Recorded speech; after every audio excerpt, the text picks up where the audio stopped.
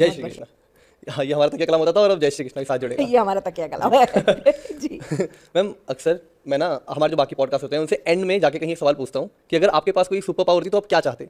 वो आपके एंड में शायद मुझे पूछने की जरूरत नहीं, क्योंकि आप वो रखती हैं शायद अगेन ठाकुर जी की कृपा से।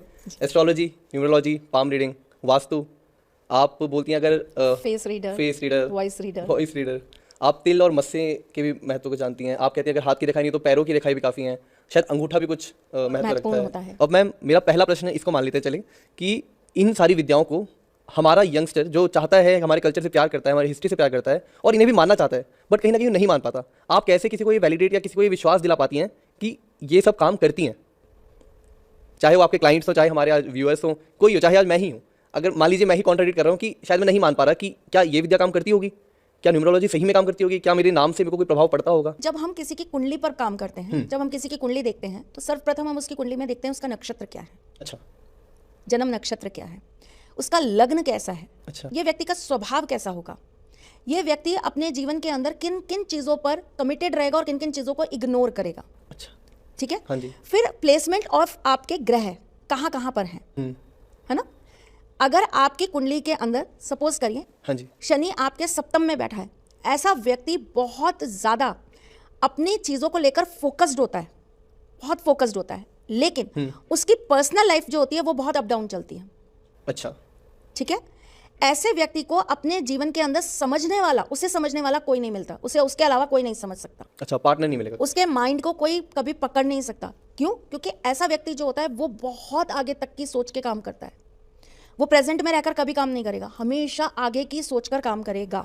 तो हर इंसान की क्या सोच है, वो किन किन चीज़ों के लिए कमिटेड है, वो किन किन चीज़ों के लिए कमिटेड नहीं है, वो क्या कर सकता है, वो क्या नहीं कर सकता है, ये सारी चीज़ें आपकी कुंडली आपको बताती है।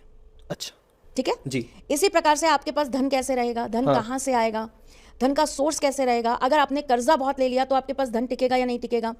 अगर आपका कर्जा है तो आप जीवन में कर्जा लेकर क्या कुछ नया बनाएंगे तो वो सक्सेस हो पाएगा या नहीं हो पाएगा। बहुत सारी चीजें हैं जो आपकी कुंडली आपको बताती है। अच्छा। अब यंगस्टर्स को विश्वास अगर आप कहें तो मैं आपको सच बोलूं, मेरे पास आज की डेट में 85% यंगस्टर्स ही आते हैं। अच्छा। हाँ, तो ये सब बकवास नहीं है, ये चीज़ें बहुत काम करती हैं जीवन के अंदर।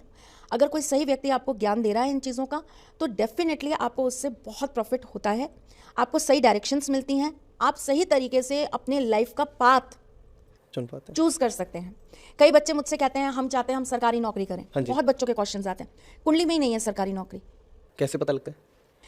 बहुत सारे कॉम्बिनेशंस होते हैं आपके चार्ट के अंदर जो बताते हैं कि सरकारी नौकरी है या नहीं है। अच्छा। बहुत सारे ऐसे कॉम्बिनेशंस होते हैं जो ये बताते हैं कि अगर आपके माता या पिता में से कोई सरकारी नौकरी में रहा है तो आप कभी सरकारी नौकरी में नहीं जा सकते। अच्छा, ये भी रीजन हो सकता है। ये भी रीजन हो सकता है। आपकी कुंडली में है, हाँ जी, सूर्य बुध एक साथ में बैठा है, लेकिन अगर आपके माता या पिता दोनों में से कोई एक भी सरकारी नौकरी में हुआ तो आप सरकारी नौकरी कभी नहीं कर पाएंगे। अच्छा। तो कॉम्बिनेशंस है बहुत सारी चीजों के, है ना।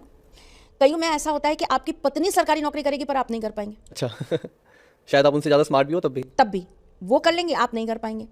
तो ऐसी जो स्थितियां होती है ये कैलकुलेशंस है। ये मैथमेटिक्स है, पूरा कैलकुलेशंस है जो आपके ग्रहों के द्वारा, आपके नक्षत्रों के द्वारा, प्लेसमेंट ऑफ ग्रह कहाँ बैठा है उसके द्वारा, फिर आपकी दशा, महादशा, अंतरदशा के द्वारा, ये सारी चीज़ें आपको प्रिडिक्ट करके बताई जा सकती हैं। तो अगर हम सही समय पर सही व्यक्ति के साथ संपर्क में आ जाते हैं तो मुझे ऐसा लगता है कि आपकी लाइफ को बनाने का काम करती है। एस्ट्रोलॉजी बहुत हेल्पिंग चीज़ है। हाँ जी। अगर हम इसको सही तरीके से उपयोग कर ले तो। मैम आप अक्सर ऐसे भी हम सुनते हैं